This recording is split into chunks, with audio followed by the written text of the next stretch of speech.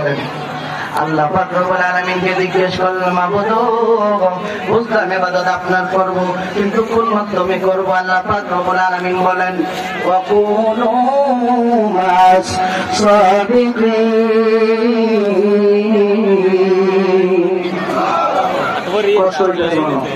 বেশি খারাপ লাগতেছে মনে হয়, তাহলে আল্লাহু আকবার তো আসছে কেন? বলে বলে আল্লাহু আকবার।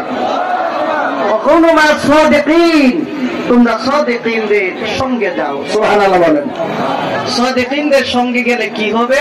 পর্যন্ত তোমাদেরকে অনুমতি না দিব ততক্ষণ পর্যন্ত তোমরা কারো উপর আক্রমণ করবা না, কারণ আমার নবী জানে না, ওলি আল্লাহরাও কিছু জানে। কথা কোন ঠিক কিনা?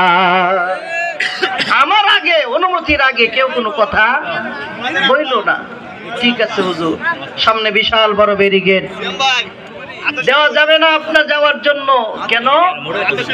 বলে আমাদের রাজার নিষেধ।